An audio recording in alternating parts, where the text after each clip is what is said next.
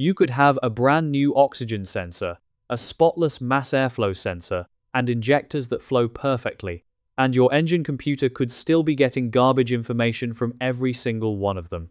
Not because the sensors are bad, because of a little crusty white powder sitting on top of your battery terminal that you've been looking at for 2 years and ignoring. Let me explain what corrosion on a battery terminal actually is, because most people think it's cosmetic. It's resistance. That's it. Every milliohm of resistance sitting between your battery post and your cable clamp is voltage that never makes it to where it's going. Your starter motor is the loudest victim. A starter that's supposed to see full system voltage, but only gets part of it, spins slower, pulls more current to make up the difference, and dumps that extra current into the motor windings as heat. Do that a few thousand times, and the starter brushes are worn out years before they should be. Then somebody replaces a perfectly good starter and gets to do it again in 3 years, because the actual problem is still bolted to the battery. But here's the part almost nobody connects. Your ECU communicates with every sensor on the car using that same electrical ground network, and that network runs through those same corroded terminals. When the ground path has resistance in it, the reference voltage shifts. Your oxygen sensors, your MAF, your throttle position sensor, they all report their readings against that ground reference. So you can have a completely healthy sensor sending your computer numbers that are quietly wrong, and your ECU has no way of knowing. It just trusts them and fuels accordingly. The fix takes 15 minutes and costs nothing. Pull both terminals off, negative first, always. Mix about a tablespoon of baking soda into a cup of warm water, grab an old toothbrush, and scrub the posts and the inside of the clamps. You'll see it foam up, and that foam is the acid being neutralized right in front of you. Rinse it, dry it completely, and here's the step people skip. Coat the terminals with petroleum jelly before you bolt them back down. That's what keeps it from coming back next winter. Now, while you've got that negative cable in your hand, there's something else worth doing, and this one is bigger than it sounds. Your ECU is not a static box that runs the same program it's shipped with. It learns. From the day your car rolled off the line, it's been building adaptive fuel maps out of sensor data, short-term fuel trims, long-term fuel trims, idle adaptations, years of accumulated corrections stacked on top of each other. Sounds great, right? Here's the problem. Those corrections were built around a MAF sensor that was slowly getting dirty, a throttle body filling up with carbon, and injectors that were gradually going off spec. Your computer never optimized your engine. It learned to compensate for a compromised one. It built an entire adaptive map around bad inputs, and it did such a good job of hiding the decline that you never felt anything change. So you clean the MAF, you clean the throttle body, you sort out the injectors, and the inputs are finally honest again. But the ECU is still layering all those old corrections on top of the new reality. You get some of the benefit. You don't get all of it. Disconnect the negative terminal, wait 15 minutes, reconnect it. Every learned adaptation gets wiped. The computer drops back to base calibration, and over the next few drives, it relearns from scratch against clean inputs this time. That's where the lasting fuel economy improvement comes from. The computer finally finds out what a clean engine can actually do. Order matters here, and this is where people get it backwards. Clean first, reset second. Resetting the ECU on a dirty engine just makes it relearn the same bad habits.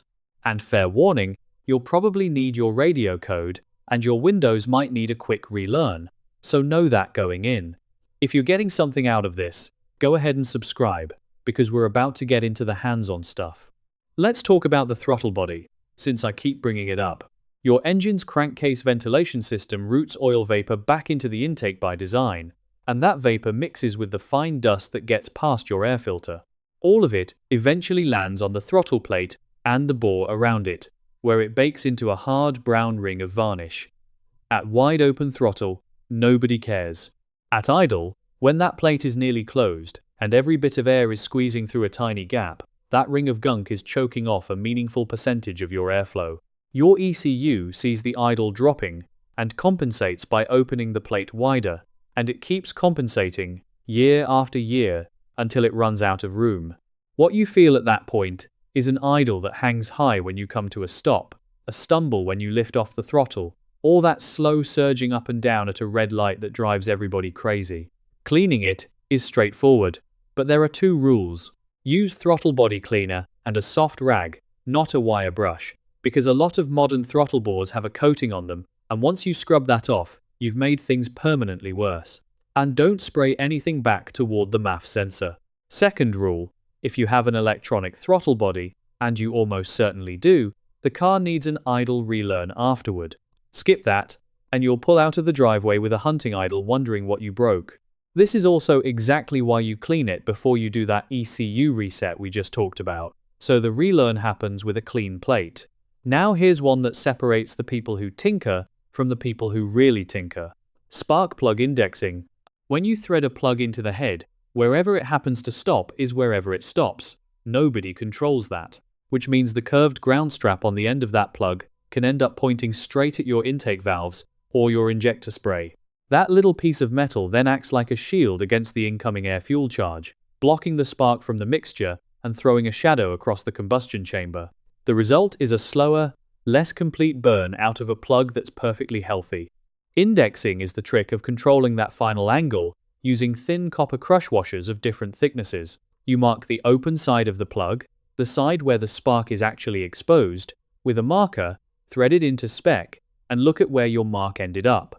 If it's pointing the wrong way, you add a washer of the right thickness, and the plug clamps down a few degrees further around, until that open side is facing your intake valves. I'll be straight with you though, on a stock daily driver, the gain here is small, and this is a detail-obsessed move more than a fuel economy fix. It earns its keep on high compression builds and anything making real power. And do not go stacking washers just to chase the angle, because torque spec and heat transfer into the head matter far more than indexing ever will. Something similar happens with tire rotation, and this one costs you nothing but attention. The rotation pattern in your owner's manual was designed for a theoretical average car. Your actual wear pattern is created by your specific alignment geometry, your driving habits, the weight you typically carry, and whether you sit in the left lane or the right lane on your commute. Sitting in the same lane every day means the same tires eat the same cornering load thousands of times. The trick is to read your real wear before every rotation, instead of blindly following a diagram, and then decide where each tire goes based on what you're actually looking at. On a front-wheel drive car, the more worn tires go to the rear axle, where the cornering loads are lower. And a tire that's showing feathering on the tread edges from an alignment issue gets moved to the position where that specific wear pattern tends to correct itself under load. It takes a 5-minute inspection before you start, and drivers who do it report getting thousands of extra miles out of the same set.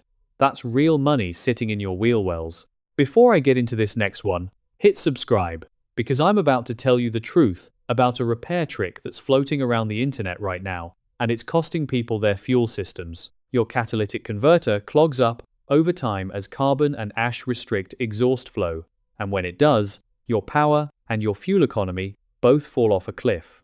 So somebody, somewhere, decided the answer was to pour paint thinner or lacquer thinner into your gas tank and go run it on the highway to burn the deposits out. Do not do that, ever. Those solvents attack the rubber and plastic in your fuel system, they strip the lubrication your fuel pump depends on to survive, they can eat injector seals, and they poison your oxygen sensors on the way out. People have turned a converter problem into a fuel pump, injector, and sensor problem in one tank. Here's what actually matters. A converter almost never dies on its own. It dies because something upstream killed it. A misfiring cylinder dumping raw fuel into it, an engine burning oil past worn valve seals, a rich condition from a lazy sensor, coolant getting into the chamber from a bad head gasket. Fix the cause and then deal with the converter. Because if you replace the converter and leave the cause alone, you're going to be buying another one. If it's just mildly loaded up, a proper fuel system cleaner run on a hot highway drive can help, and there are real converter cleaning chemicals designed for this. If it's actually melted or physically broken up inside, no chemical on earth is fixing it. And no, sticking an electronic device on the sensor circuit to trick the computer into thinking everything is fine is not a repair. That's illegal. It hides a real fault. And the car keeps polluting while your computer sits there happy. That same rule applies to intake modifications, and this catches a lot of people off guard. An open element cold air intake steps outside legal protection the moment it relocates a sensor, deletes a protective housing, or changes the factory airflow path. Every emissions-related component has to stay in place and functioning, so a missing heat shield or a MAF sensor sitting at the wrong distance from the filter is enough to fail an inspection. Technically, that bad installation also gives you an incorrect fuel mixture, and a lean condition under load is how you end up with 5-figure engine damage from a part that promised you 10 horsepower. Which brings me to the mistakes that turn a good modification into a bad repair bill. The first is running a tune on tired oil and cheap gas.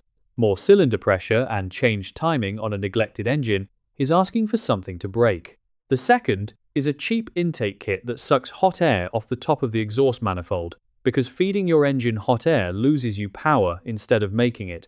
And the third is going past the safe stuff like a plastic engine cover or an intake resonator and starting to pull off vacuum lines and sensor connections you don't fully understand, thinking they're restrictions. They're not. That upsets the air balance in the system and lights up the check engine light immediately. So, quick recap. Clean your battery terminals, because corrosion lies to your computer and cooks your starter. Clean the throttle body and the MAF. Then reset the ECU so it relearns on honest inputs. Index your plugs. If you're chasing detail, read your actual tire wear instead of following a generic diagram. Keep solvents out of your gas tank. And don't modify your intake in a way that fails inspection or leans your engine out. Now I want to hear from you. Tell me in the comments what your car is doing right now, whether it's a code you can't chase down, a rough idle that came out of nowhere, or fuel economy that dropped for no reason you can find. I read them, and somebody else down there has almost certainly fixed the same thing. Subscribe so you don't miss the next one, and I'll see you in the next video.